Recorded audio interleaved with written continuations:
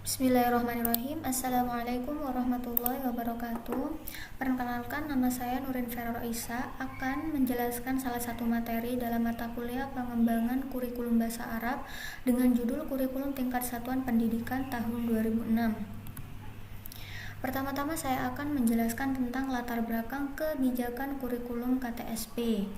Yang pertama, kurikulum-kurikulum yang disusun secara nasional selama ini ternyata mengalami banyak kendala di sekolah-sekolah dan dirasakan kurang mampu menyentuh permasalahan dan kenyataan pendidikan yang berada di sekolah maupun masyarakat kalangan bawah.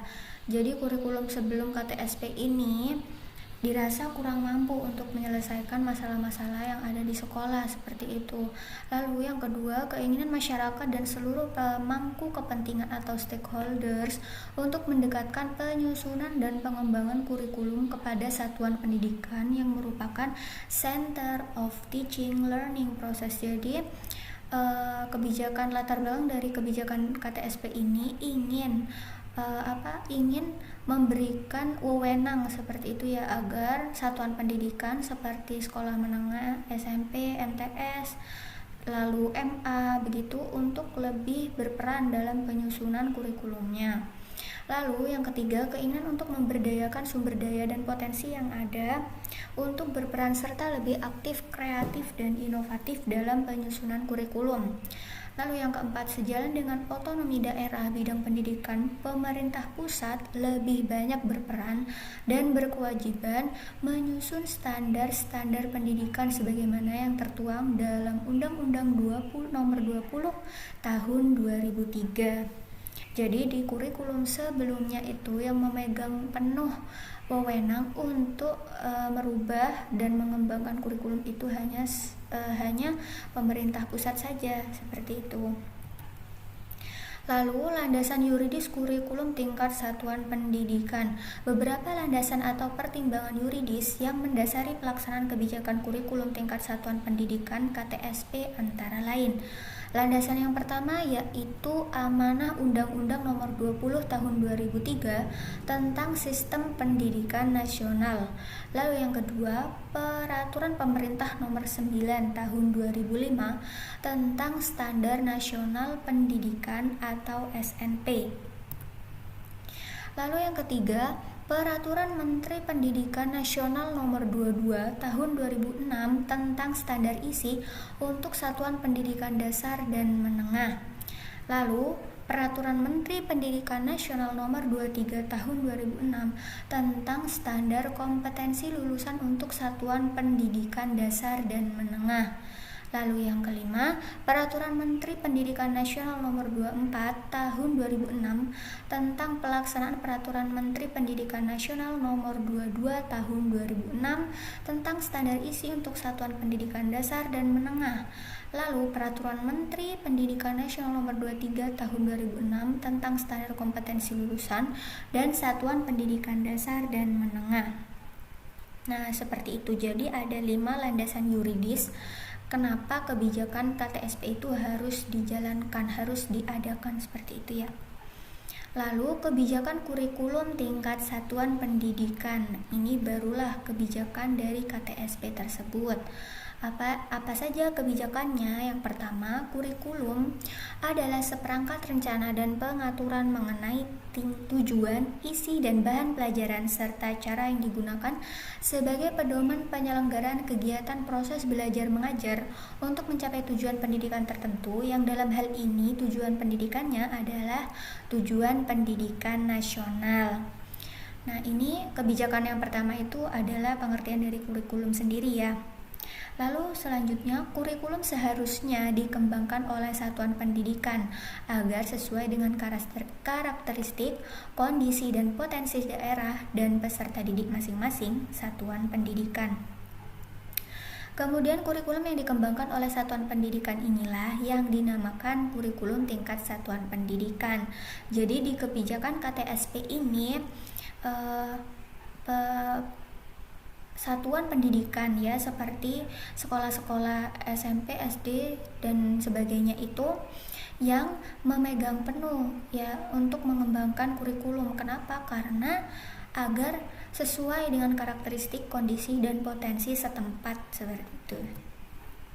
Lalu, kebijakan yang selanjutnya untuk menyusun dan mengembangkan kurikulum perlu mengacu pada Standar Pendidikan Nasional (SNP) yang meliputi 1.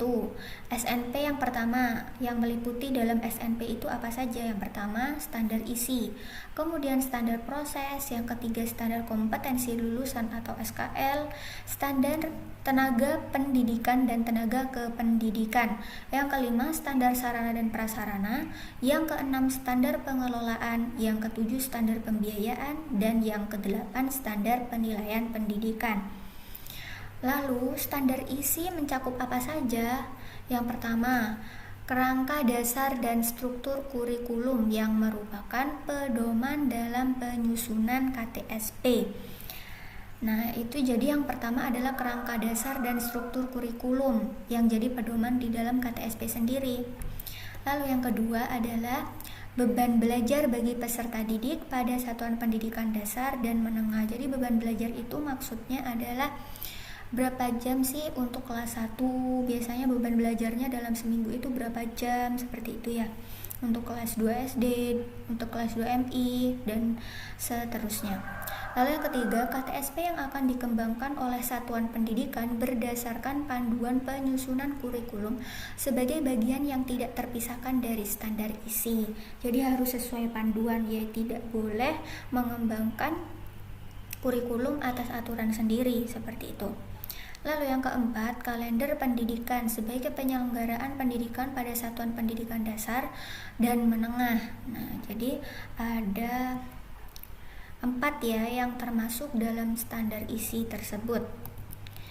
Lalu selanjutnya adalah komponen KTSP. Berdasarkan ketentuan yang tertuang dalam Peraturan Menteri Pendidikan Nasional Nomor 26 Tahun 2006, komponen kurikulum KTSP meliputi beberapa hal. Komponen yang pertama adalah tujuan pendidikan tingkat satuan pendidikan. Nah, jadi ada tujuan dari pendidikan dasar, ada tujuan dari pendidikan menengah, lalu ada tujuan dari pendidikan menengah kejuruan. Jadi untuk tujuan dari pendidikan dasar sendiri atau MI meletakkan dasar kecerdasan, pengetahuan, kepribadian, akhlak mulia, serta keterampilan untuk hidup mandiri dan mengikuti pendidikan lebih lanjut. Lalu tujuan pendidikan menengahnya meningkatkan kecerdasan, pengetahuan, kepribadian, akhlak mulia, serta keterampilan untuk hidup mandiri dan mengikuti pendidikan lebih lanjut. Jadi bedanya dari tujuan pendidikan dasar adalah untuk pendidikan dasar kan meletakkan dasar kecerdasan, jadi baru seperti kita baru memberitahu kepada anak-anak bagaimana sih kecerdasan itu. Jadi kita meletakkan ya, baru memperkenalkan kepada anak-anak seperti itu. Tapi kalau dari tujuan pendidikan menengah, kita meningkatkan kecerdasan yang sudah kita dapatkan kemarin di pendidikan dasar, seperti itu.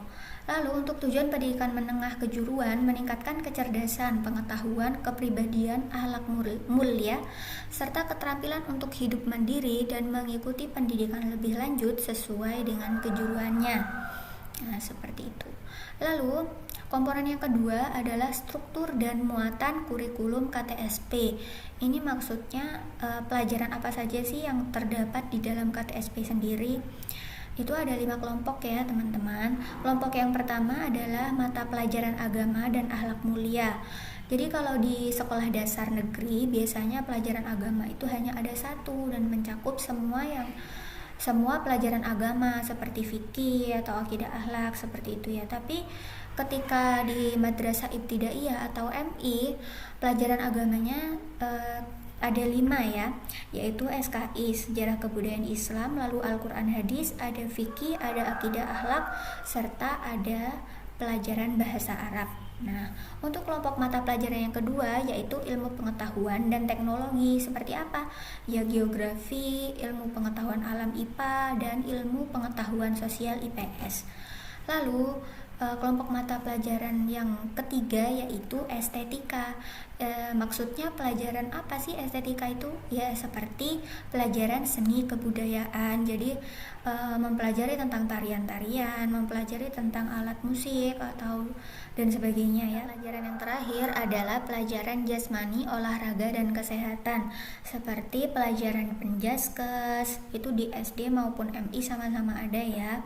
Lalu pelajaran olahraga biasanya dilakukan di luar kelas ataupun di luar sekolah. Jadi ke lapangan, mungkin ke lapangan yang ada di daerah tersebut atau mungkin lapangan yang ada di dalam sekolah sendiri, seperti itu ya.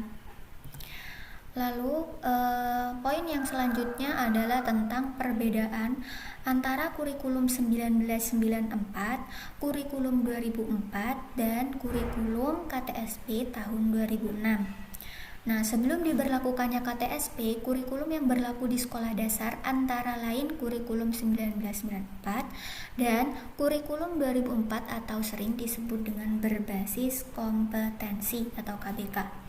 Kurikulum 1994 merupakan kurikulum yang didesain berdasarkan tujuan pembelajaran. Sedangkan kurikulum 2004 dan KTSP merupakan kurikulum yang didesain dan dikembangkan berdasarkan kompetensi. Nah, itu perbedaan dari ketiga kurikulum sendiri ya. Untuk basic dari kurikulum 2004 dan KTSP sama-sama berdasarkan kompetensi.